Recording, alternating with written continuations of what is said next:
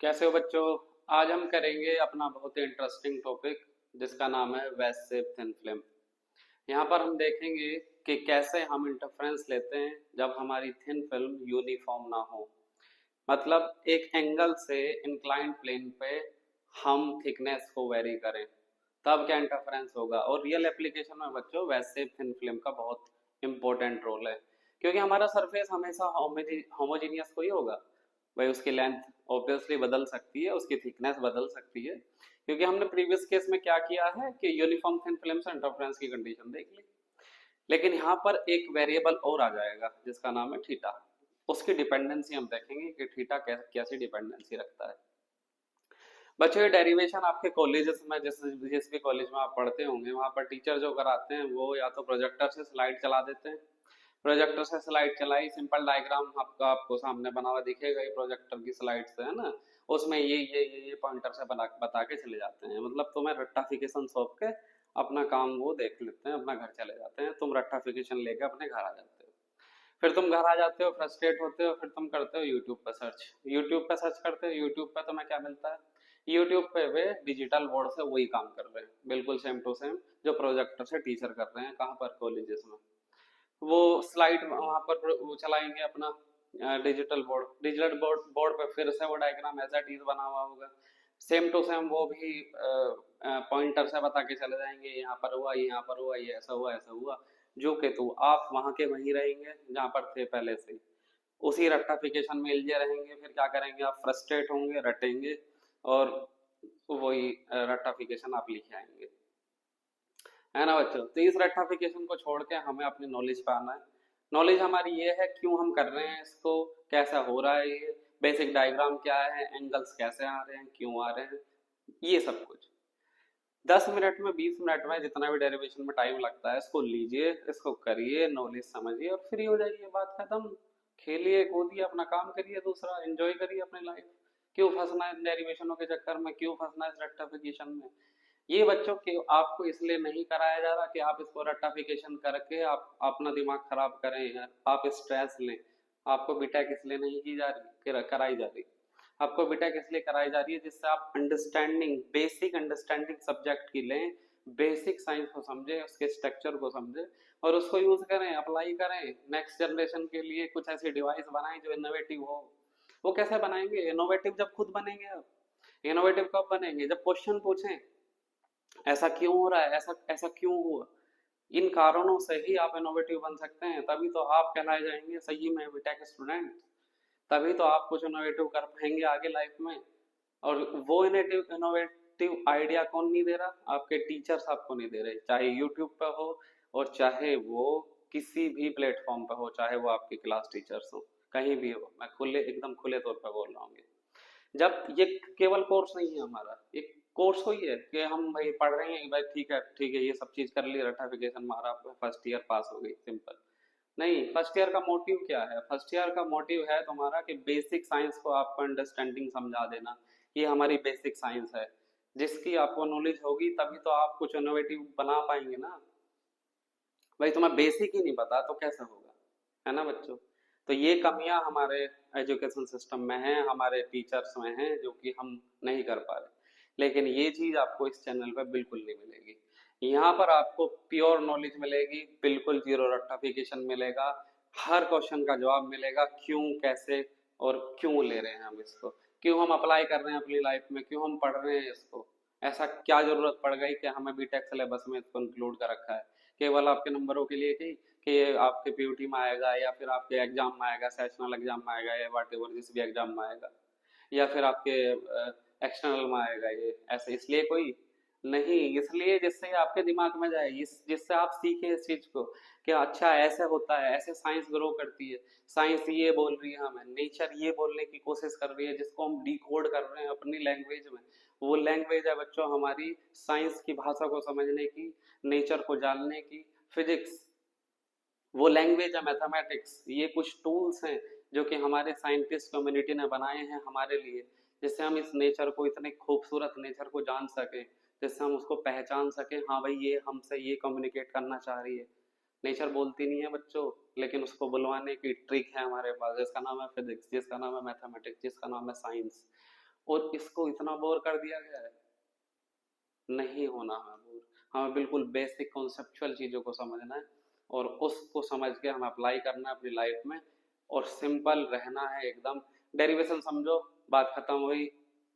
इसको अपनी लाइफ में यूज करने की कोशिश करो, इसको समझाओ। जब हम अब हमारे पास डेरिवेशन का नॉलेज हो जाती है, हमारे पास नॉलेज हो जाती है, तो हम उसको देने की कोशिश करते हैं दूसरे को, अपने छोटे भाई बहन को भी बता सकते हैं। अब शाम को इसे आ जाओ मैं बताऊंगी या मैं बताऊंगा, क्योंकि हम आ चुका, हमने सीख लिया। समझ रहे हैं बात बच्चों? चलिए शुरू करते हैं। यहाँ पर बच्चों क्या हुआ है, सिंपल हमारा क्या है बच्चों, यहाँ पर थिन फिल्म इस बार कैसी हो गई है बच्चों, वेरी हो रही है विद रेस्पेक्ट टू एंगल। मतलब इस तरीके से कोई हमारा इंक्लाइंड प्लेन है जो थीटा के अकॉर्डिंग थिकनेस को बदलता जा रहा है। पिछले केस में क्या था बच्चों, होमोजीनियस थी, यानी कि थिन फिल्म एकदम होमोजीनियस थी। यहाँ पर होमोजीनियसिटी खत्म हो गई है, यानी कि यहाँ पर वेरिएशन है विद रेस्पेक्ट टू थीटा। सबसे बड़ा कमी क्या है यहाँ पर हमारे डेरिवेशन में, जो हमें हार्ड बना रहा है इस डेरिवेशन को, जबकि हार्ड है नहीं। क्या बच्चों, थिकनेस का पता ही नहीं है हमें। भाई यहाँ पर थिकनेस कुछ और होगी, यहाँ पर कुछ और होगी, यहाँ पर कुछ और होगी, थिकनेस तो जानते ही नहीं हम। तो कैसे फाइंड करेंगे, इसकी ट्रिक है, ये बहुत आसान डेरिवेशन हो जाएगा, देखते हैं चलो। ये बच्चों इंक्लाइंड हो रहा है हमारा, हमने मान लिया कोई रे आ रही है किसी एक पॉइंट से, समझो ऐसे आ रही है बच्चों, कोई दिक्कत नहीं है। ये कोई पॉइंट ए मान लिया हमने, यहाँ से आ रही है।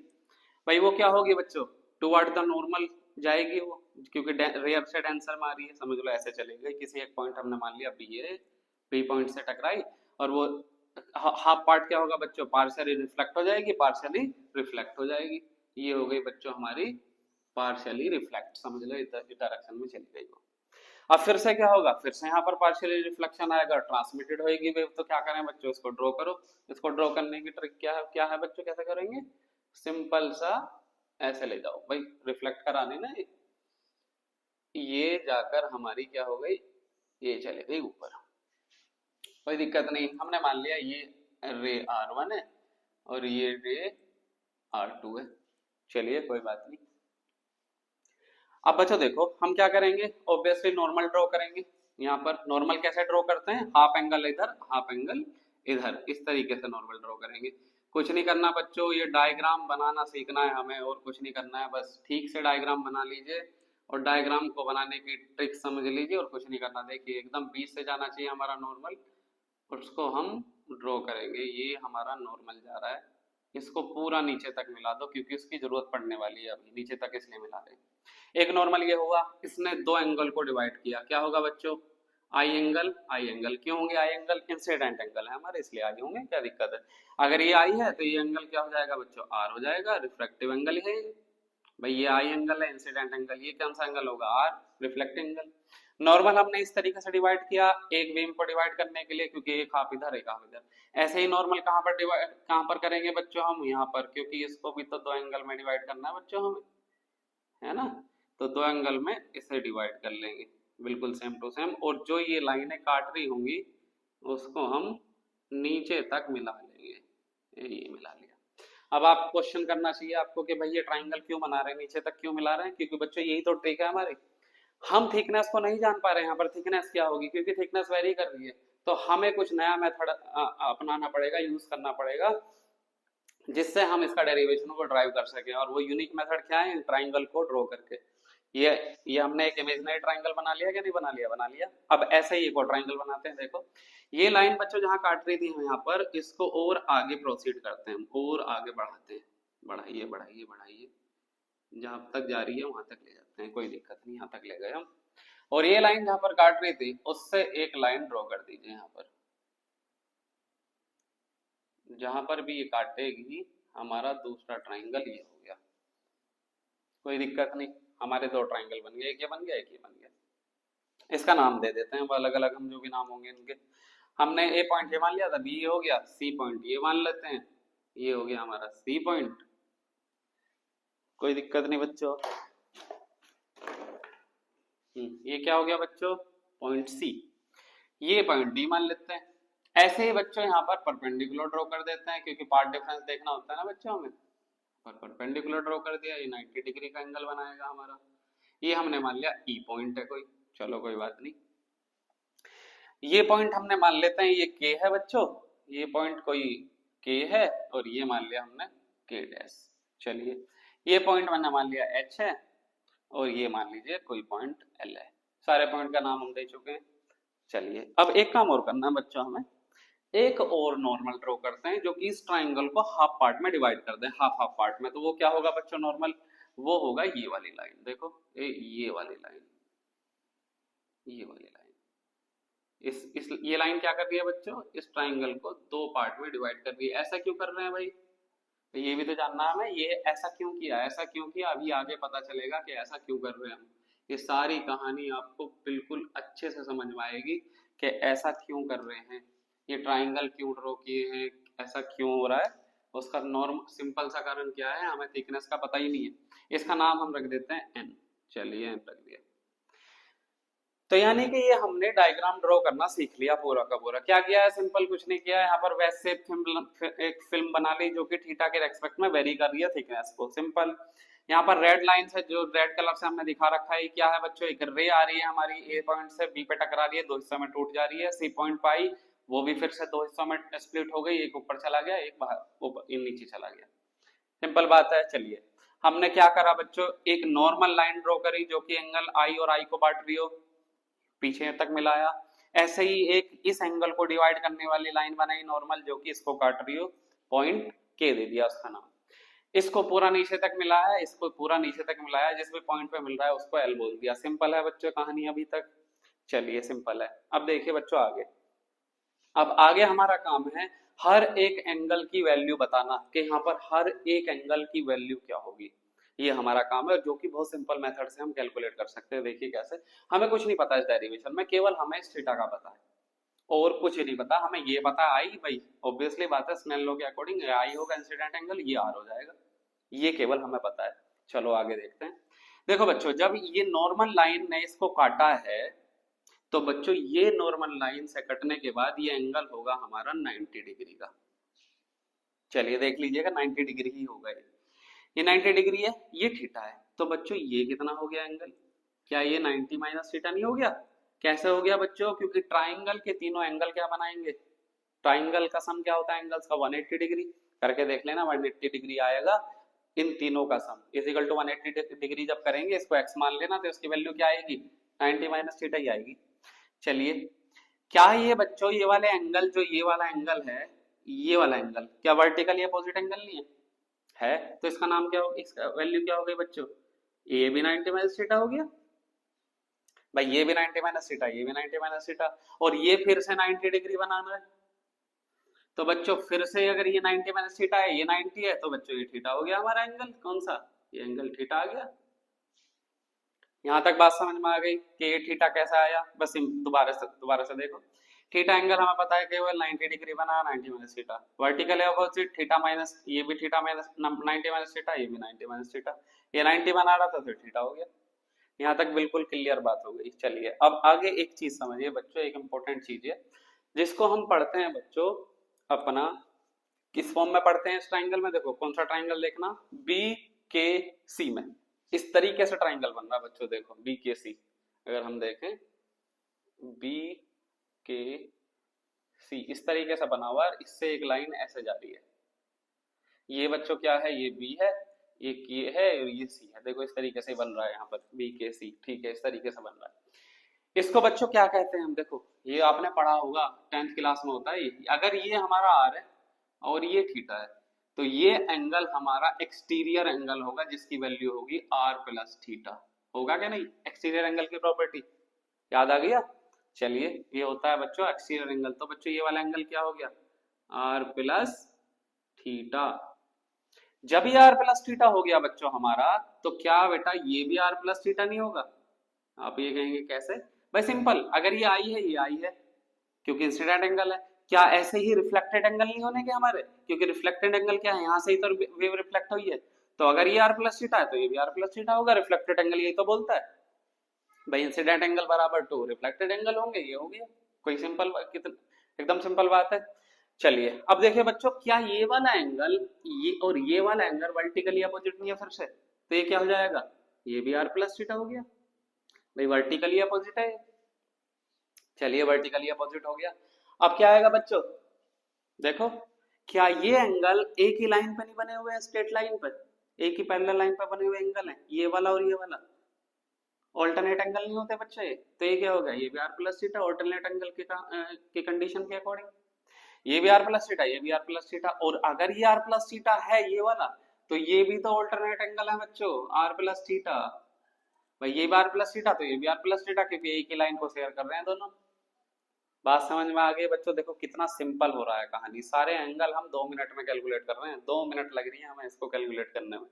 अब देखिए 2 एंगल और रह गए, बस बात खत्म हो जाएगी, पूरा डेरिवेशन आप चुटकियों में कर देंगे। देखो बच्चों 2 एंगल कौन कौन से हैं, हमें पता लगाना बच्चों ये एंगल कौन सा हो, ये वाला। देखो कैसा पता लगाएंगे, क्या बच्चों ये वाली लाइन और ये वाली लाइन, गौर से देखो, ये वाली और ये वाली लाइन आपस में 90 डिग्री बना रहे हैं। तो इसका मतलब क्या हुआ, अगर ये पूरा एंगल ये वाला 90 है, तो बच्चों ऑब्वियसली ये क्या होगा 90 माइनस थीटा, सॉरी 90 माइनस आई, क्योंकि ये आई है और ये पूरा 90 बना रहा, तो ये क्या होगा 90 माइनस आई, और ये 90 है तो ये क्या बचा बच्चों, आई। अब सिमिलरली बच्चों यहाँ पर देखो, सिमिलरली एकदम ये 90 डिग्री का एंगल है बना रहा है, क्योंकि 90 डिग्री है, ये आर है और ये पूरा 90 खींच रहा है, पूरा का पूरा, ये वाली लाइन और ये वाली लाइन क्या बना रही है बच्चों 90 डिग्री का एंगल। तो बच्चों ये क्या हो जाएगा 90 माइनस आर, और अगर ये 90 है, 90 माइनस आर है, तो बच्चों ये क्या हो गया आर।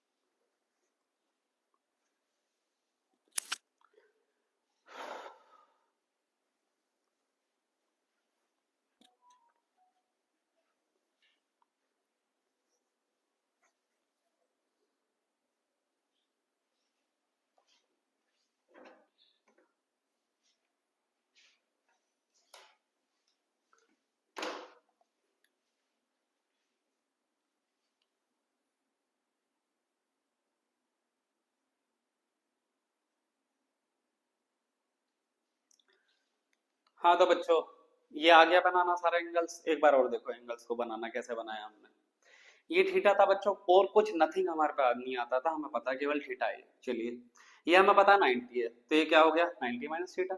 चलिए ये वर्टिकली अपोजिट है 90 माइनस थीटा, ये भी हो गया। हमें पता है ये आई है ये आर है, क्योंकि हमें पता है इंसिडेंट एंगल और रिफ्लेक्टेड एंगल कैसे बनते हैं, ये आर हो गया। ये 90 बना रहा है, तो ये क्या हो गया बच्चों थीटा हो गया, क्योंकि ट्राइंगल का सम 180 होता है, करके देख लो ये 90 थीटा आएगा। अब हमें एक्सटीरियर प्रॉपर्टी पता है एंगल की, अगर ये आर है ये थीटा है, तो एक्सटीरियर एंगल क्या होगा आर प्लस थीटा होगा एक्सटीरियर एंगल के अकॉर्डिंग। अब हमें ये भी पता है कि अगर जैसे इंसिडेंट एंगल होते हैं वैसे ही रिफ्लेक्टेड एंगल होते हैं, तो अगर ये आर प्लस थीटा तो ये भी आर प्लस थीटा होगा, ये पता चल गया। चलो ये बच्चों दोनों वर्टिकली अपोजिट एंगल है, इस बार कौन कौन से, R plus theta R plus theta. ये वर्टिकली अपोजिट है, और ये कौन सा है बच्चों ऑल्टरनेट एंगल, एक ही लाइन पर बने हुए हैं, ये भी आर प्लस थीटा तो ये भी आर प्लस थीटा, और ये भी ऑल्टरनेट एंगल है, ये भी आर प्लस थीटा तो ये भी आर प्लस थीटा, है ना सिंपल बिल्कुल। कुछ भी नहीं है बच्चों, ये कॉन्सेप्ट समझना है बस आपको, खत्म कर देना है इसको। चलिए आगे चलते हैं बच्चों। देखो हम क्या कह रहे हैं, ये वाली लाइन और ये वाली लाइन, लाइन कौन कौन सी बीडी, और ये वाली लाइन जो है हमने जो नॉर्मल खींची थी, ये आपस में 90 डिग्री बना रही है, देख लो चाहे गौर से देखो 90 डिग्री बना रही है। अगर ये 90 डिग्री बना रही है, ये आई है, तो ये क्या हो गया 90 माइनस आई, और ये 90 है तो क्या बचा आई, बिल्कुल सिमिलर भी है बन रहा है। देखो अगर ये आर है और ये 90 बना रही है, फिर से देखो 90 बना रही है, ये वाली लाइन और ये वाली लाइन फिर से 90 बना रही है, तो इसका मतलब क्या हुआ, ये 90 माइनस आर हुआ, और ये फिर से 90 है तो ये क्या हो गया आर हो गया। बस सिंपल यही एंगल फाइंड करने थे। अब देखो कितनी आसानी से हम इसका डेरिवेशन कर देंगे पूरे का पूरे का। देखो देखो बच्चों आगे चलते हैं अब इसके डेरिवेशन पर, बहुत सिंपल डेरिवेशन है इसका। क्या है बच्चों डेरिवेशन में, देखो हमारा पार्ट डिफरेंस क्या होगा, अल्टीमेटली फाइंड क्या करना है बच्चों, पार्ट डिफरेंस। भाई केवल पार्ट डिफरेंस ही तो फाइंड करते हैं यहाँ पर, और क्या करते हैं, कुछ भी नहीं करते, पार्ट डिफरेंस फाइंड करना है। पार्ट डिफरेंस बिल्कुल सेम होगा जो एज इट इज किसमें था, यूनिफॉर्म थिन फिल्म में। क्या था वहां पर पार्ट डिफरेंस, देखो BC प्लस CD भाई यही तो होगा पार्ट डिफरेंस, क्या डेल्टा मानते हैं B C plus C D, और माइनस क्या करना पड़ेगा बच्चों हमें, जो बी ई एक्स्ट्रा डिस्टेंस होगी। मैंने एक कहानी बताई थी आपको बच्चों, दो बच्चों की, दो दोस्तों की, जो दोस्त आपस में वो वॉक कर रहे हैं, मॉर्निंग वॉक पे है या इवनिंग वॉक पे है। एक बच्चे ने कहा दूसरे दोस्त से कि डुबकी मार के देखो, साइड में नदी थी, कि उसमें डुबकी मार के देखो आप, ये बड़ा बड़ा अच्छा पानी है, मैं नहाया था कल। तो क्या हुआ, उसके दोस्त ने एक डुबकी मार दी, वो दोनों होमोजेनियस स्पीड से चल रहे थे जबकि। तो बच्चों जो बच्चा नीचे गिरा है नदी में, तो उसने एक्स्ट्रा डिस्टेंस कौन सी चली, देखो B C plus C D, ये चली। लेकिन जितने में वो बाहर आएगा, क्या उसका दोस्त आगे नहीं जा चुका होगा, बिल्कुल जा चुका होगा। तो क्या वो डिस्टेंस नहीं घटानी है हमें, ऑब्वियसली घटानी पड़ेगी। वो डिस्टेंस क्या है, बी, ये देखो, ये रही ना बी डिस्टेंस जो कि घटेगी, ये रही बी डिस्टेंस जो कि दोस्त आगे चल जा चुका होगा। क्या कैसे करके निकाल लिया हमने भाई, यहाँ पर नॉर्मल ड्रॉ कर दिया, परपेंडिकुलर ड्रॉ कर दिया यहाँ पर, जिसकी क्या है बच्चों ई डी, तो तभी तो पता चलेगा हमें। और हम क्यों फाइंड करना चाह रहे हैं वेट का पार्ट डिफरेंस, इसलिए फाइंड करना चाह रहे हैं भाई, हमें क्या पता वो लड़ेंगे या फिर दोस्त रहेंगे आपस में, ऐसे ही तो पता चलेगा हमें। अल्टीमेटली वही तो फाइंड करना है, मैक्सिमम मिनिमम कंडीशन, तभी तो पता चलेगा हमें मैक्सिमा कब होगा, या आपस में दोस्त रहें, क्या पता पानी सही में अच्छा हो। और मिनिमा कब होगा, ऑब्वियसली तब जब वो दोनों दोस्त आपस में लड़ाई कर लें, क्या पता पानी बहुत ही खराब हो। सिंपल यही करना है बच्चों, ये कहानी बिल्कुल दो वेव में लगा रहे हैं हम, R1 R2 में, और कुछ नहीं कर रहे। तो बच्चों ये पार्ट डिफरेंस हो गया। अब देखो बच्चों, क्या बी सी और सी डी ये इसने पानी में ट्रेवल नहीं किया है, या फिर थिन फिल्म में बोल दो। अब उसका रिफ्रैक्टिव इंडेक्स हमें क्या पता, तो हमें म्यू नहीं लेना पड़ेगा, बिल्कुल लेना पड़ेगा। और बी डिस्टेंस हमारी एयर में है, यहाँ पर बच्चों एयर है, एयर का रिफ्रैक्टिव इंडेक्स 1 होता है, तो क्यों ले रहे हो मतलब। चलिए सिंपल सी बात है, अब आ जाओ ट्राइंगल के खेल में। देखो कितना आसान कर देंगे हम डेरिवेशन को। यहाँ पर देखो बच्चों, सिंपल था, जो हमारा बी सी और सी डी है, देखो इस सबसे पहले इस ट्राइंगल को देखो गौर से, एल सी डी में, एल सी डी यहाँ पर ड्रॉ कर लेता हूँ, तभी आपको पता चलेगा कि हो क्या रहा है इसमें। एल सी डी को यहाँ पर ठीक से ड्रॉ कर लो, ये हो गया भाई, ये ट्राइंगल बन गया हमें एल, एल सी डी, और ये हो गया एच। चलो ये हुआ बच्चों हमारा, ये हुआ सी, और ये हो गया हमारा डी, और ये हो गया एल, कोई दिक्कत नहीं। अब यहाँ देखो बच्चों, क्या ये दोनों एंगल 90 है, ये भी 90, ये भी 90। क्या ये आर प्लस थीटा है, आर प्लस थीटा बिल्कुल है। क्या ये आर प्लस थीटा है, बिल्कुल आर प्लस थीटा है। क्या आपको ये नहीं पता बच्चों, क्या कंडीशन हमें ये बहुत अच्छे से पता है कि अगर दो ट्राइंगल की तीन चीजें आपस में बराबर हो तो वो कॉन्ग्रेंट एंगल हो जाते हैं, बिल्कुल देखो कॉन्ग्रेंट एंगल हो गए। आर प्लस थीटा इसका भी, आर प्लस थीटा इसका भी, 90 इसका भी, 90 इसका भी, और सी एच लाइन दोनों एक साथ शेयर कर रहे हैं।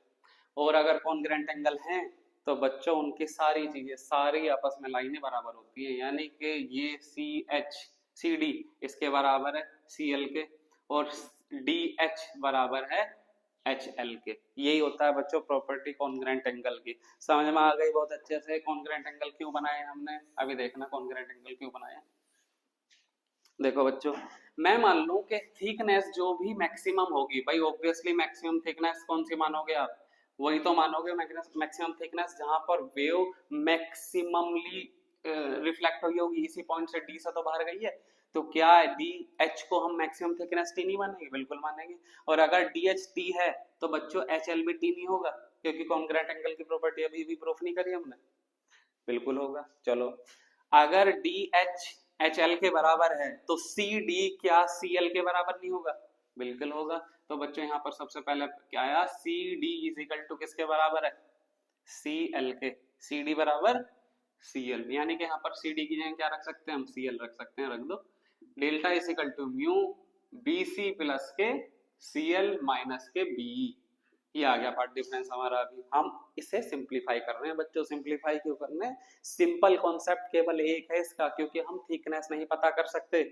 और कॉन्सेप्ट क्या था बच्चों हमारा यूनिफॉर्म थिन फिल्म की, अगर तुमने मेरी वीडियो देखी होगी, क्या था बच्चों सिंपल कॉन्सेप्ट ये था कि हमें पूरा का पूरा पार्ट डिफरेंस किस में लेना है बच्चों, दो वेरिएबल्स में, उसका उनका नाम है बच्चों टी थिकनेस और आर रिफ्रैक्टिव एंगल। क्यों बच्चों, क्योंकि अगर हमारा थिन फिल्म ही ना हो यहाँ पर तो कहानी बिल्कुल खत्म। जैसे कि दो दोस्त जा रहे थे, अगर नदी ना हो उसके साइड में तो कहानी खत्म। भाई सीधे चलते रहेंगे वो दोनों। ऐसे ही वेव जो आ रही है बच्चों, अगर थिन फिल्म ना रखी गई हो तो कहानी क्या है, कुछ भी नहीं। तो ऑब्वियसली पार्ट डिफरेंस किसने क्रिएट किया है, थिकनेस ने। तो टी में लेना है, तो टी हमने ले लिया। ये पहली कहानी। दूसरी कहानी क्या हुई, अगर हम उस वेव को, जो वेव आ रही है, अगर नॉर्मली इंसिडेंट करा दे एकदम नॉर्मली 90 डिग्री पे, तो रिफ्लेक्टिंग एंगल आएगा कुछ नहीं, I is equal to R हो जाएंगे उस केस में। तो reflecting angle is equal to incident angle.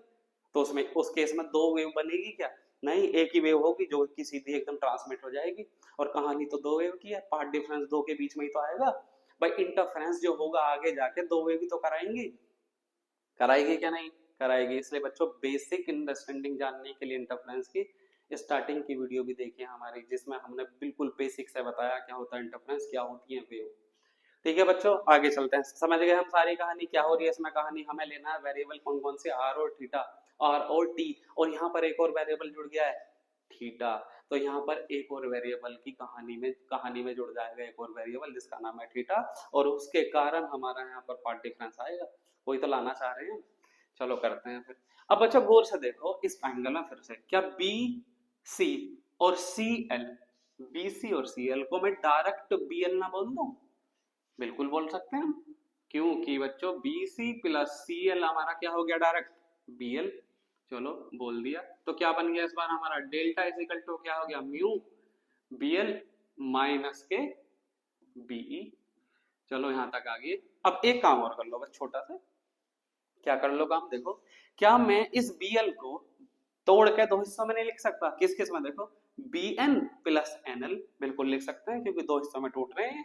तो तोड़ के लिख लो। अब आप कहेंगे सर ऐसे क्यों कर रहे हैं, ऐसे इसलिए कर रहे हैं क्योंकि हमें इनकी प्रॉपर्टी यूज करनी है ट्राइंगल्स की। अभी देखना बहुत सिंपल हो जाएगा ये, क्योंकि हम बच्चों टी की वैल्यू फाइंड ही नहीं कर सकते। टी की वैल्यू वहां पर तो डायरेक्ट फाइंड कर ली थी ना, क्योंकि हमारे यहाँ पर टी मान लिया था हमने यहाँ पर, और कॉन्ग्रुएंट एंगल बना लिए थे, अगर हम आपने यूनिफॉर्म थिन फिल्म वाला देखा हो। लेकिन यहाँ पर कॉन्ग्रुएंट एंगल कैसे मान सकते हो, यहाँ पर टी इसको कैसे मान सकते हो, नहीं मान सकते ना। और वेरिएबल हमारे टी रखना ही है। ये कहानी इसलिए चल रही है सारी। तो बच्चों यहाँ पर बी एल को हम तोड़ सकते हैं किस किस में, बी एन और B N plus N L. तो क्या आ गया बच्चा, अब हमारा delta is equal to mu B N plus N L minus के बीई। इसको इक्वेशन 1 दे दो, सिंपल वन, इक्वेशन नंबर 1 दे दो, कोई दिक्कत नहीं है। दे दी बच्चे इक्वेशन नंबर 1। अब आगे क्या करना है हमें, देखो आगे क्या करना है।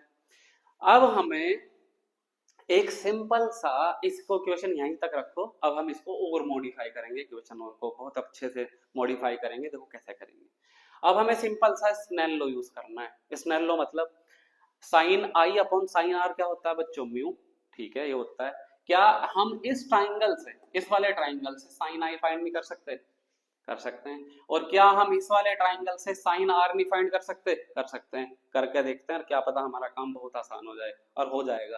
कैसे फाइंड करेंगे बच्चों, हमें बहुत अच्छे से पता है इस चीज का, किस चीज का, कि हमारा साइन कोस टेन क्या क्या होते हैं बच्चों, ये होता है, हिंदी मीडियम वाले अगर जान लो ये क्या होता है, ले आ ले बटे के आ। ये क्या है, परपेंडिकुलर पी हो गया। ये क्या है, बेस बी हो गया। ये क्या है, फिर से परपेंडिकुलर। ये क्या है बच्चों, हाइपोटेनियस। ये क्या है, हाइपोटेनियस। ये क्या है, बेस। इससे हमारा बच्चों साइन थीटा क्या बन गया, परपेंडिकुलर अपॉन हाइपोटेनियस। अब यहाँ पर देखो बच्चों 90 के सामने वाला हाइपोटेनियस, इसके साइड वाला बेस, और इसके सामने वाला क्या होगा, परपेंडिकुलर। तो यहाँ पर परपेंडिकुलर, यहाँ पर साइन थीटा क्या है, साइन आई क्या आएगा बच्चों, साइन आई बराबर आ गया बच्चों यहाँ पर हमारा sine I is equal to perpendicular upon hypotenuse. क्या है बच्चों परपेंडिकुलर, बीई। क्या है, बीई। और हाइपोटेनियस क्या है बच्चों यहाँ पर, हाइपोटेनियस है बीडी। अच्छे से पता चल रहा है ना बच्चों साहब, इसमें कुछ दिक्कत आ रही है तो मैं नहीं आ सकती, बहुत ही सिंपल है। ऐसे बच्चों नीचे वाले ट्राइंगल में लगा देते हैं। कौन से ट्राइंगल में लगाया है, फ्रॉम ट्राइंगल हमने लगाया बच्चों बीईडी में, बीईडी से लगाया है, ये सिंपल है बच्चों। अब साइन आर लगा दो, साइन आर किस में लगाना बच्चों, ये इस वाले ट्राइंगल में, कौन से, बीडीएन में। बीडीएन में देखो क्या होगा, इस बार 90 के सामने वाला हाइपोटेनियस हुआ, और ये वाला एंगल लेना आर, तो इसके सामने इधर वाला बेस हुआ। क्या हो गया बच्चों यहाँ पर परपेंडिकुलर बीएन। तो क्या हो जाएगा साइन आर बराबर परपेंडिकुलर कौन सा है B N, B N divided by क्या हो जाएगा बच्चों इस बार हाइपोटेनियस देखो B D, B N upon B D. ये क्या कहां से आया बच्चों फ्रॉम ट्राइंगल, कौन सा ट्राइंगल से कैलकुलेट किया हमने बी डी एन से, from triangle B D N से। कोई दिक्कत है यहाँ तक? कुछ दिक्कत नहीं। क्या करो बच्चों इससे sine I upon sine R कर दो क्योंकि हमें स्नेल लॉ का पता है। क्या किया यहाँ पर ही जो कर दो, चलो बाद में कर, चलो यहाँ पर ही कर दो, देखो यहाँ कर दिया sine I upon sine R कर दिया, क्या दिक्कत है, बीडी से बीडी कट गया तो बच्चों sine I upon sine R is equal to किसके बराबर आ गया बच्चों बी अपॉन बी एन, और इसके इज इक्वल टू क्या आ गया म्यू। तो यहाँ पर बच्चों बीई की वैल्यू क्या आ गई, बीई की वैल्यू आ गई म्यू बी एन, आनी गई बच्चों, आ गई। अब यहाँ पर बी की वैल्यू इक्वेशन 1 में पुट कर दो। Now the value of B put in equation 1.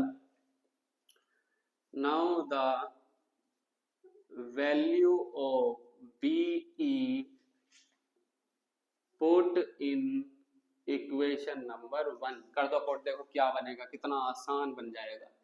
अंदर म्यू की मल्टीप्लाई भी करा दो, mu B N plus mu N L minus क्या हुआ बच्चों म्यू बी एन, क्या म्यू बी एन से म्यू बी एन नहीं कट गया तो डेल्टा क्या आ गया बच्चों म्यू एन एल।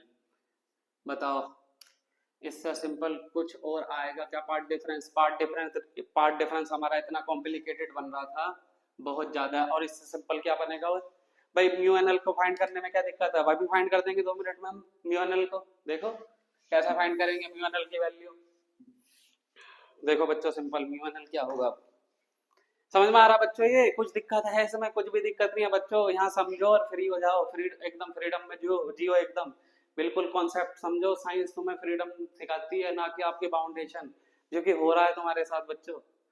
साइंस को समझो और फ्री हो जाओ एकदम, और दूसरों को समझाओ साइंस है क्या, क्यों हमने इतनी तरक्की कर ली, क्यों हम यहाँ पर खड़े हैं, क्यों दूसरी स्पीसीज आज भी ऐसे की ऐसी है, क्यों हम बंदर से इंसान बन गए साइंस की बदौलत, क्योंकि हमने हर स्टेप पे क्वेश्चन किए हैं और हमारे क्वेश्चनिंग को खत्म कर दिया गया है हमारे इंस्टीट्यूशंस के थ्रू, हमारे टीचर्स के थ्रू, हमारे यूट्यूब चैनल्स के थ्रू, जो भी यूट्यूब पे पढ़ा रहे हैं जो भी लोग, समझ रहे हैं बच्चों आप? तो हमें नॉलेज लेनी है ना कि फालतू की चीजें, और हमें फ्री होना है इन सारी बाउंडेशन से, हमें नॉलेज लेके अपनी चीजों को अप्लाई करना है, पेपर की टेंशन भूल जानी है एकदम।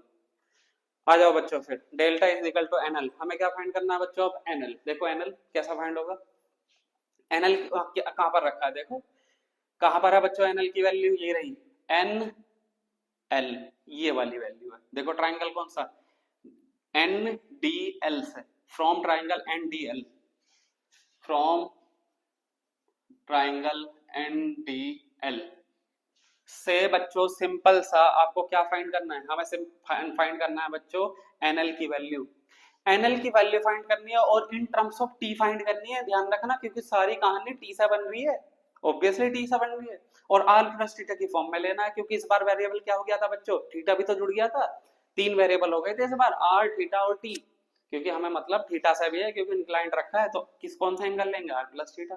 तो देखो बच्चों अगर ये वाला एंगल लिया हमने, इस वाले एंगल से हम देख रहे हैं, तो बच्चों क्या लगाओगे, देखो हमें चाहिए क्या, ये चाहिए, ये चाहिए है ना, ये और ये चाहिए हमें, देखो सिंपल सा कोस लग जाएगा भाई, कोस थीटा ही तो लगेगा। कोस थीटा क्या होता है बच्चों, बेस अपॉन हाइपोटेनियस, हमारा बेस कौन सा है ये, हमारा हाइपोटेनियस कौन सा है ये।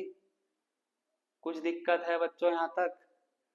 यहाँ तक अगर कुछ भी दिक्कत हो तो मुझे बताओ, वरना आगे चलते हैं फिर। तो बच्चों कोस लगा दो, तो कोस are plus theta base upon hypotenuse क्या है बच्चों,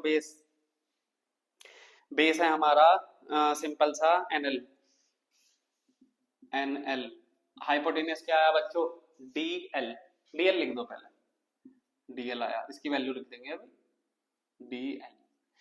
देखो बच्चों एनएल तो फाइंड ही करना है, क्या डीएल हमारा डीएच और एच टी, एच एल से नहीं मिलकर बन रहा, और ये भी टी, क्या 2t नहीं हो गया, बिल्कुल हो गया भाई।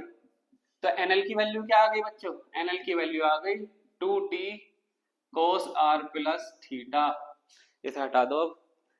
समझ में आ गई बच्चों वैल्यू ऑफ एनएल, है ना सिंपल, बहुत कुछ नहीं करना है इसमें, एकदम सिंपलेस्ट कैलकुलेशन है। एनएल की वैल्यू आ गई 2t cos r plus theta, 14 equation 2, put in equation number 2, put करते हैं यहाँ पर। क्या आ गया बच्चों डेल्टा हमारा? डेल्टा आ गया हमारा 2 mu T cos are plus theta. और आना क्या चाहिए था? बिल्कुल ही आना चाहिए था भाई, हमारा पार्ट डिफरेंस बदलेगा कोई? पार्ट डिफरेंस का वेरिएबल जुड़ जाएगा पार्ट डिफरेंस में एक, जिसका वेरिएबल का नाम है हमारा, क्या नाम है बच्चों वेरिएबल का?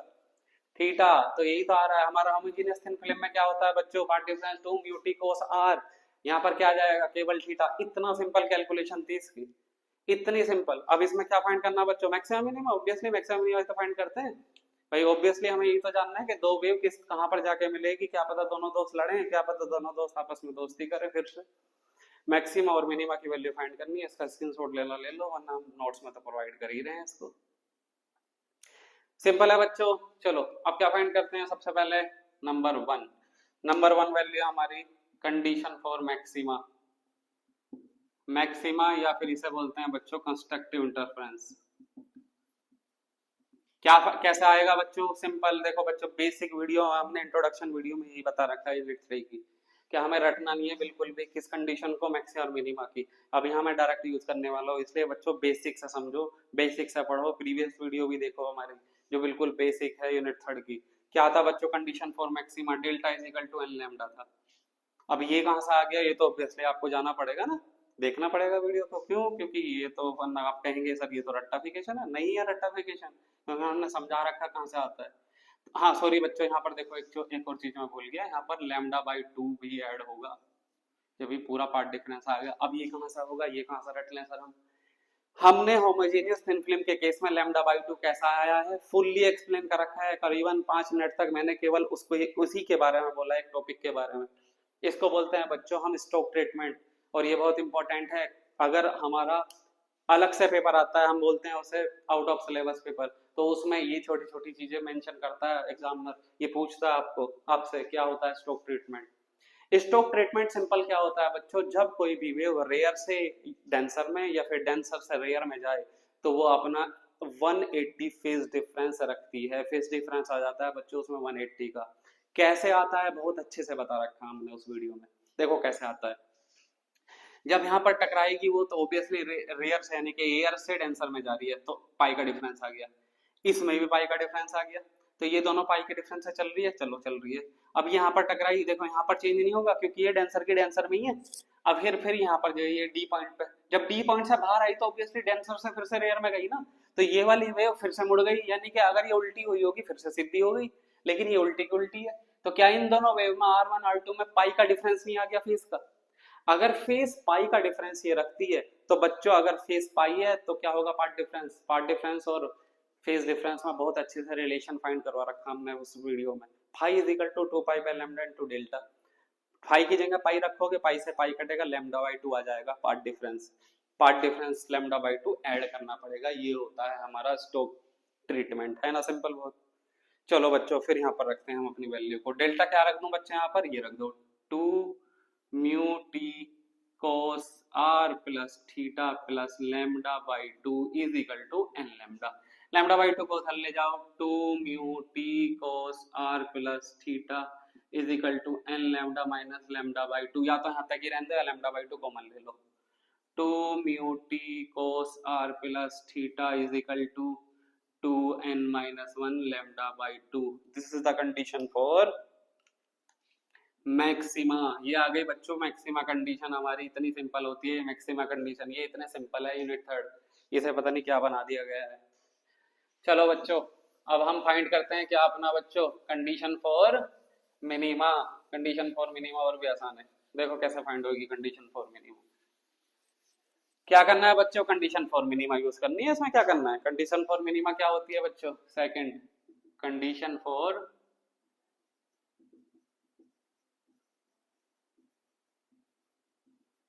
मिनिमा क्या होती है बच्चों? डेल्टा। यहाँ पर डेल्टा होता है 2n प्लस 1 लैम्डा बाई 2।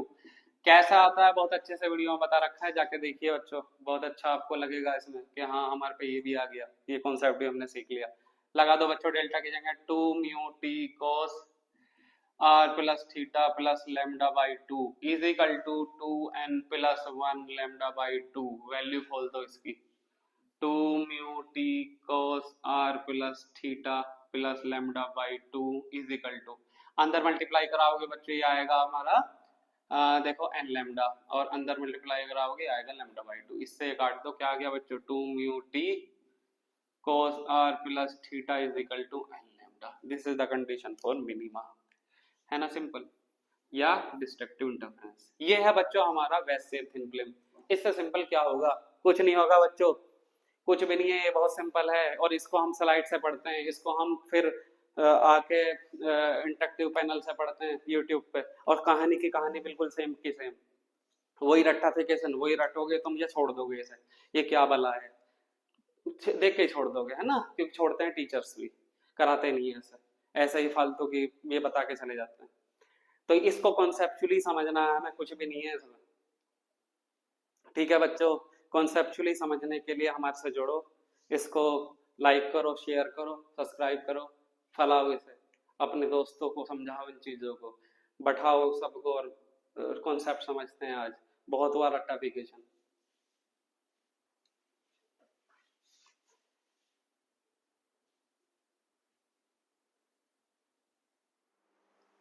अब हम बच्चे एक छोटा सा डेरिवेशन देखने वाले हैं जिसका नाम है फ्रिंज विड्थ। इसमें क्या करते हैं बच्चों, जो फ्रिंजेस बनती है ना हमारी, उनके बीच का सेपरेशन देख लेते हैं कि सेपरेशन किन किन वेरिएबल पे डिपेंड करेगा। इस पे कभी कभी बच्चों एक न्यूमेरिकल आ जाता है हमारा, और कभी कभी ये आ भी जाता है उठ के सीधा, कि फ्रिंज विड्थ क्या होती है, वो उसका वेरिएबल क्या होता है, कौन कौन चीज किसी चीजों पर डिपेंडेंसी रखता है फ्रिंज विड्थ, यानी कि उसकी लेंथ, फ्रिंजेस जो बनेगी हमारी उसके बीच की लेंथ फाइंड करनी है।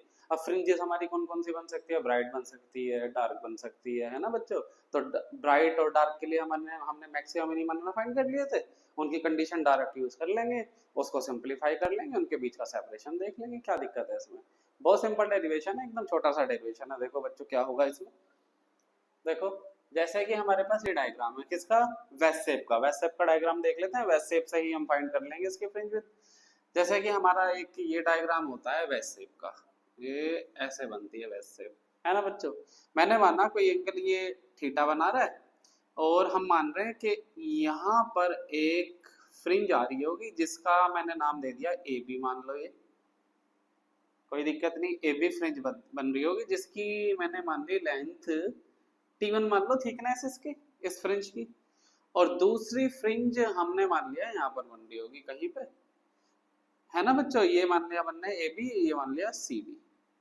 कोई भी दो हो सकते हैं, या तो ये दोनों ब्राइट हो सकती हैं या दोनों डार्क हो सकती हैं, कोई भी दो मान लेंगे, जिसमें हमारी सिंपल कैलकुलेशन होगी वो ले लेंगे हम। तो क्या दिक्कत है, कैलकुलेशन सिंपल करनी है मतलब। ये हो गई हमारी, हमने मान लिया इसकी थिकनेस T2 हो गई भाई, कोई दिक्कत नहीं। अब देखो बच्चों, क्या ये हम ऐसे ड्रॉ नहीं कर सकते, एक ट्राइंगल नहीं बना सकते, यहाँ पर बना सकते हैं। हमने मान लिया ये कोई ट्राइंगल बन रहा होगा, यहाँ पॉइंट ई मान लो, कोई दिक्कत नहीं। क्या बच्चों डी की वैल्यू T2 माइनस T1 नहीं हो जाएगी, हो जाएगी। चलो अब मैं मान रहा हूं कि इन दोनों के बीच की डिस्टेंस जो फ्रिंज फ्रिंज विड्थ होगी, वो मैंने मान लिया W है कोई, ये फाइंड करना हमें भाई, ये तो फाइंड करना है W की वैल्यू क्या हो। ठीक है बच्चों, चलो ये फाइंड करना है बच्चों। क्या हम ये नहीं जानते कि कंडीशन फॉर मैक्सिमा और मिनिमा क्या होती है वेस्ट शेप की, हमने तो वेस्ट शेप पढ़ लिया अभी अभी। क्या होती है बच्चों कंडीशन फॉर मैक्सिमा मिनिमा, ये होती है देखो, कंडीशन फॉर मैक्सिमा क्या आएगी, 2 mu T cos r plus theta is equal to 2n minus 1 lambda by 2, यानी ये कंडीशन फॉर मैक्सिमा है, यानी कि ब्राइट फ्रिंज की कंडीशन है। और डार्क के लिए क्या आएगी बच्चों, condition for minima 2 mu T cos r plus theta is equal to n lambda. ये तो आएगी बच्चों इक्वेशन 1 मान लो, वही से इक्वेशन 1 दे दो, इसे इक्वेशन 2 दे दो, कोई दिक्कत नहीं है हमारी, नहीं आएगी। अब बच्चों सिंपल हमने इसको सिंपलीफाई करना है, बिल्कुल सिंपल केस में लेना है। सिंपल केस क्या होगा, जब हम ये कहें कि वेव हमारी नॉर्मली इंसिडेंट हो, और जहां पर एंगल ये जो बन रहा हो, ये वाला जो एंगल बन रहा हो, ये बिल्कुल मिनिमम हो, नॉर्मल इंसिडेंस कंडीशन हो और स्मॉल एंगल हो। तो यहाँ पर लिखते हैं फिर, for normal incident, normal incident and a small angle condition, क्या होगा बच्चों, स्मॉल नॉर्मल इंसिडेंट और स्मॉल एंगल कंडीशन पे। भाई हमारा अगर स्मॉल एंगल हो, बहुत ही स्मॉल एंगल होता है जब, तो कोस आर प्लस थीटा क्या देगा। देखो बच्चों नॉर्मल इंसिडेंट कंडीशन मतलब आर जीरो हो जाएगा। भाई नॉर्मली जब इंसिडेंट करें किसी वेव को हम, तो आई और आर जीरो में हो जाते हैं, तो यहाँ पर आर तो जीरो हो गया। और हम कह रहे हैं कि स्मॉल एंगल के लिए ले रहे हैं, स्मॉल एंगल मतलब थीटा की वैल्यू बहुत स्मॉलर होगी। और जब cos थीटा में cos थीटा की वैल्यू स्मॉलर होती है तो क्या आता है बच्चों, वैल्यू आती है 1। वो कैसे आती है भाई, इसे भी तो नहीं रटना, इसे भी क्यों रटे हम।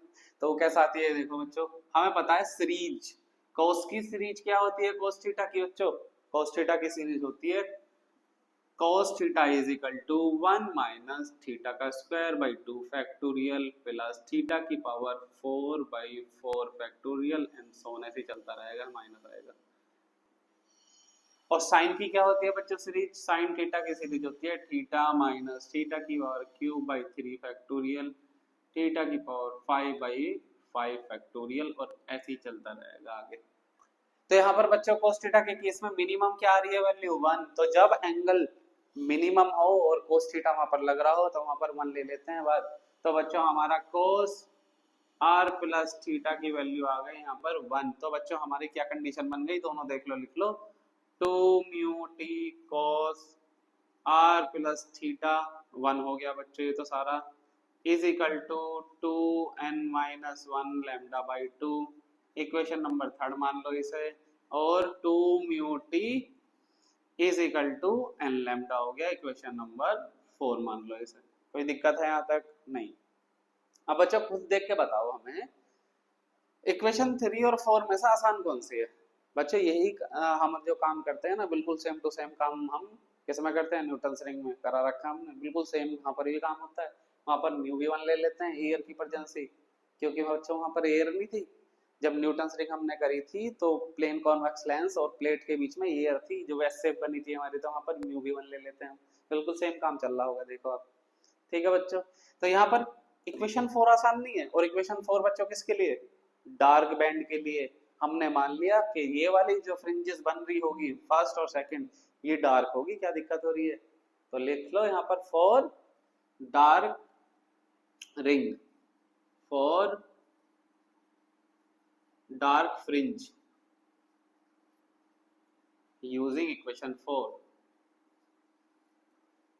इक्वेशन 4। चलो इक्वेशन 4 को अब डार्क रिंग के लिए लिखते हैं। देखो पहली इक्वेशन तो ये आ जाएगी बच्चों 2 म्यू T1। क्यों आई बच्चों T1, हम पहली ए बी फ्रिंज के लिए लिखना चाह रहे हैं इसको। 2 म्यू T1 आ गई is equal to N lambda, equation मान लो 5th बन गई हमारी। भाई मैं मान रहा हूं कि एन किसी एन नंबर पे बन रही होगी फ्रिंज, क्या दिक्कत है, ठीक है। सेकंड बनाओ बच्चों 2 म्यू, क्या T2 नहीं हो जाएगी, हो जाएगी भाई बिल्कुल, इज इक्वल टू क्या बच्चों, अगर ये n पे बनी है, अगली वाली जो बनेगी जस्ट उससे आगे वाली n+1 पे नहीं बनेगी, बनेगी भाई, ये वाली n+1 पे ही तो बनेगी, उससे जस्ट अगले वाला नंबर ही तो है। तो इससे जस्ट अगले वाला क्या नंबर होगा, n+1 into lambda, equation number 6 हो गई। देखो कितनी आसान है, आसान है, बहुत आसान है। तो अब क्या करें बच्चों, हम इक्वेशन 6 माइनस 5 कर दो, क्योंकि T2 माइनस T1 चाहिए मुझे, ये वाला चाहिए काम। तो क्या करा, इक्वेशन 6 माइनस इक्वेशन 5, तो इक्वेशन 6 माइनस 5 करके देखो क्या आएगा हमारे पास, ये नहीं आएगा बच्चों 2 mu T2 minus T1 is equal to, देखो बच्चों यहाँ पर 6 माइनस 1 कर रहे हैं, यानी कि एन लैम्डा प्लस लैम्डा बचेगा माइनस एल लैम्डा, इससे ये कैंसिल हो गया, तो लैम्डा ही बचा यहाँ पर। यहाँ पर कर लो बच्चों उधर इस डेरिवेशन को। तो बच्चों क्या आया हमारे पास खेल, हमारे पास यहाँ पर बचा 2 mu T2 minus T1 is equal to lambda. ठीक है बच्चों, यहाँ तक कुछ दिक्कत नहीं आनी चाहिए। चलो अब बच्चों इसमें देखो डायग्राम में, क्या हमारा T2 माइनस T1 DE नहीं है, भाई है, तो DE लिख देते हैं उसे, क्योंकि हम अभी ट्राइंगल का खेल लगा के खत्म कर देंगे इस डेरिवेशन को। तो यहाँ पर बच्चों T2 माइनस T1 क्या है भाई, DE है, कोई दिक्कत नहीं है। तो बच्चों क्या आ गई equation, 2 mu DE is equal to lambda. क्यों लिख रहे हैं बच्चों डी में, ऐसा क्यों लिख रहे हैं T two minus T one को? क्योंकि हमें तो काम ओमेगा फाइंड करने से है। ये ओमेगा मतलब हमने दे दिया इसका नाम, लेकिन क्या है फ्रिंज विड्थ यही तो है, और यही तो फाइंड करना है। और ये कब फाइंड कर सकते हैं? जब हम ट्राइंगल में जाएं, और ट्राइंगल में आ चुके हैं हम, देखो डी मान लिया हमने इसको, T two minus T one D जो कि है, आ गए ना ट्राइंगल में। अब खुद बताओ बच्चों, ये 90 डिग्री है, ये कितना 90 डिग्री, 90 डिग्री के सामने वाला क्या होगा? ये क्या होगा बच्चों एंगल? हाँ, ये वाला एंगल भी तो थीटा होगा, बिल्कुल सेम तो एंगल होंगे ना ये वाले, ये तो पता ही है हमें, ये दोनों सेम एंगल होंगे। चलो बच्चों, 90 के सामने वाला हाइपोटेनियस, ये वाला एंगल लेना हमें, इस एंगल की बात कर रहे हैं हम। इसके साइड वाला, ये वाला बेस, ये हाइपोटेनियस, और ये क्या होगा बच्चों? परपेंडिकुलर। हमें मतलब किससे है बच्चों? हमें मतलब है इससे, ये बेस है बीई और डीई से, और ये बच्चों क्या है? परपेंडिकुलर। भाई हाइपोटेनियस से कुछ मतलब है कोई है? तो कौन सा एंगल लगेगा बच्चों यहाँ पर?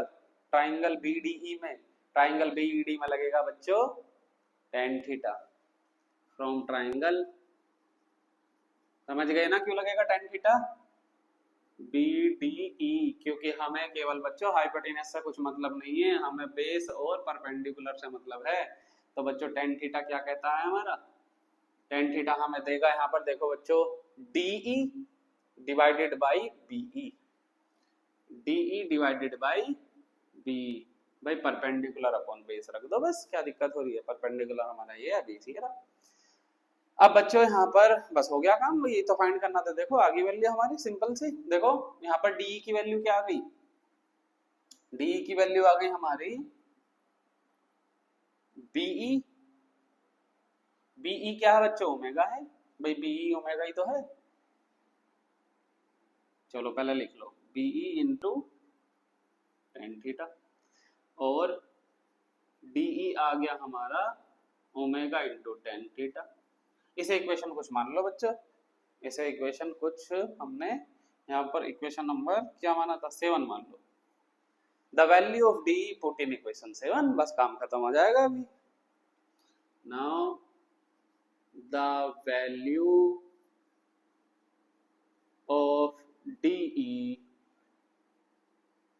पुट इन इक्वेशन नंबर 7, क्या आ गया बच्चा वैल्यू? 2 म्यू, डी की वैल्यू आई है omega tan theta is equal to lambda. Find क्या करना है? ओमेगा, तो omega is equal to lambda divided by 2 mu tan theta.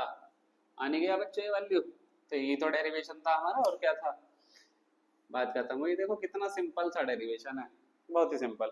और स्मॉल एंगल के लिए क्या होगा बच्चों इसकी value? For small angle tan theta theta ही देगा, समझ रहे हैं? तो small angle, for small angle,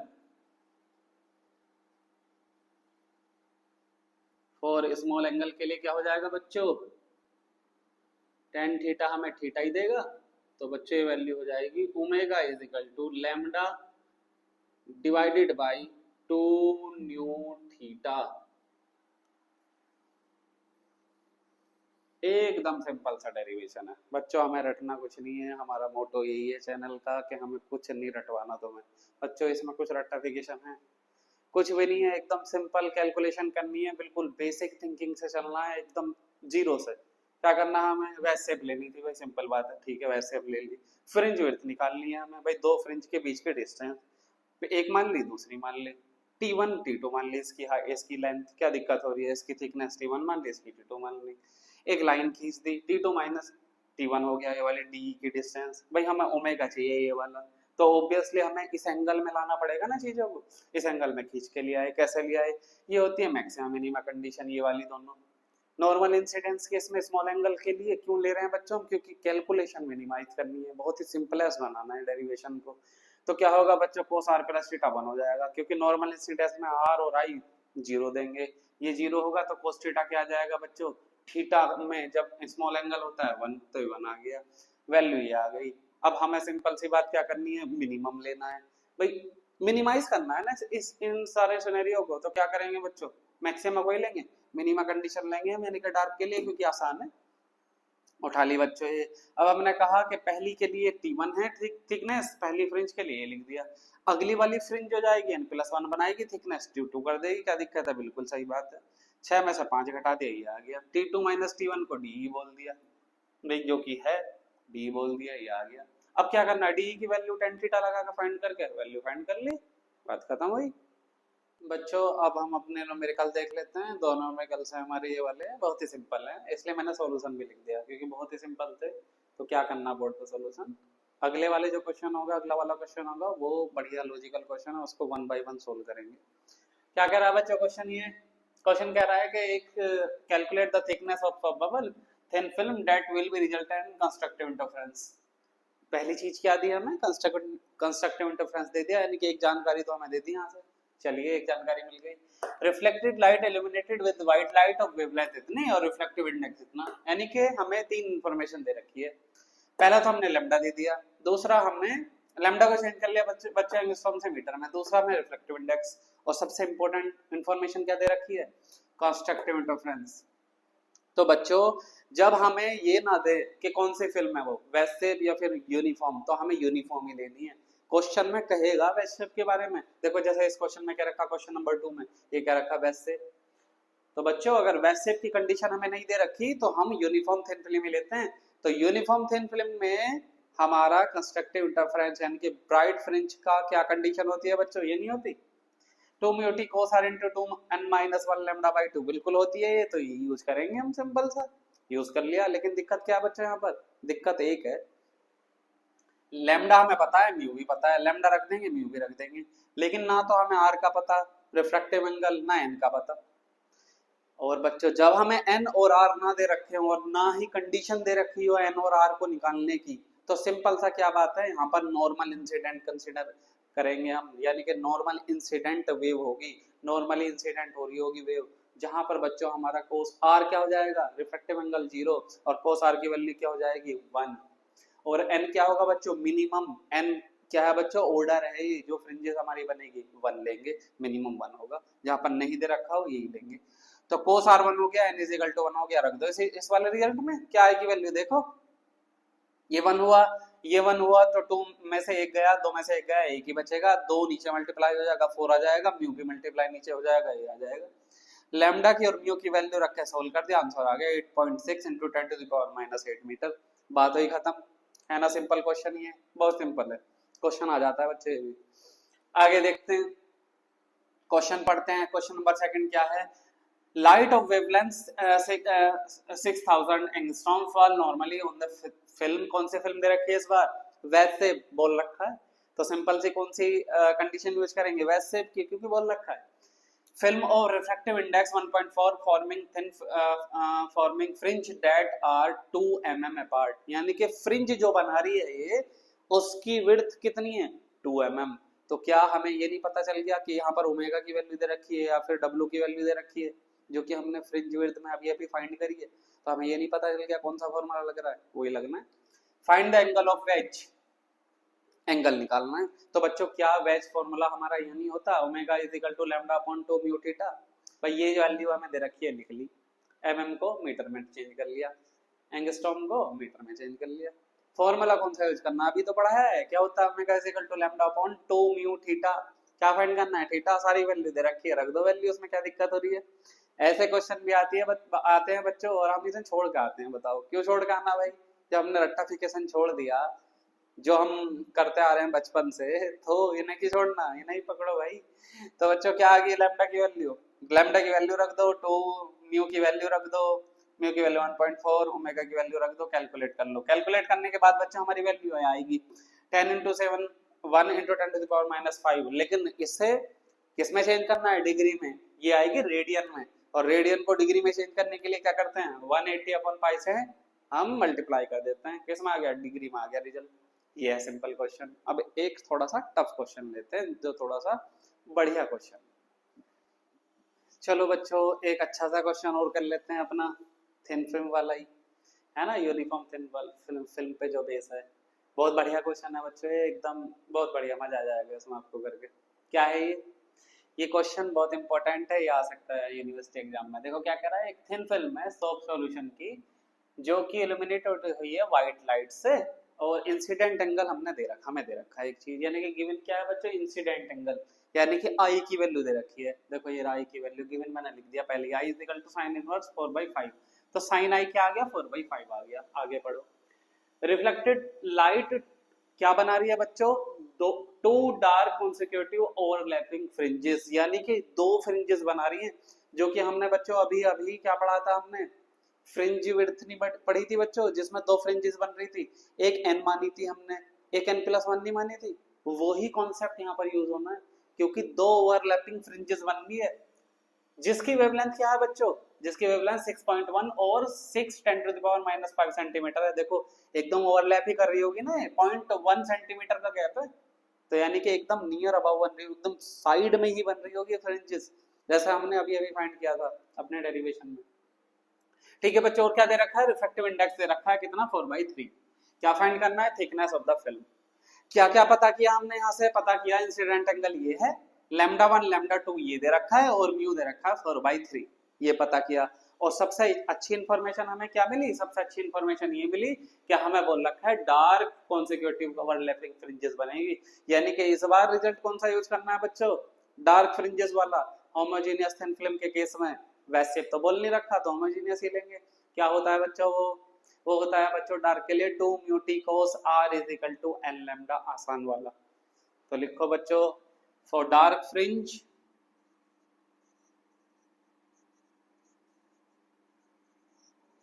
we using, कौन सा फॉर्मूला यूज करेंगे हम, 2 mu T cos r = n lambda, करेंगे बच्चों ये यूज, चलो यूज करेंगे। कोई भी इक्वेशन वन मान लो, इसे वन मान लिया हमने।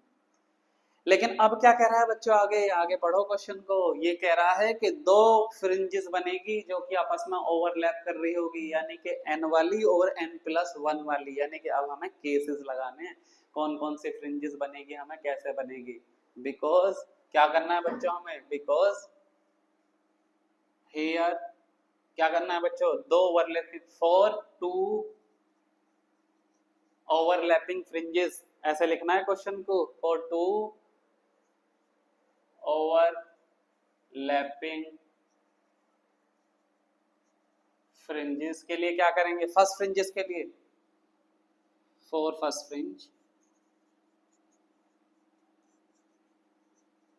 फॉर फर्स्ट फ्रिंज कहां पर बन रही होगी, एन पे बन रही होगी भाई, कितना होगा बच्चों, तो वहां पर 2 mu T cos r = n λ1, क्या उसकी λ1 नहीं होगी भाई, दो लैम्डा दे रखी है हमने, λ1 λ2, तो मान लिया हमने λ1 होगी, बिल्कुल होगी λ1, तो इक्वेशन क्या मान लो बच्चे से, इक्वेशन 2।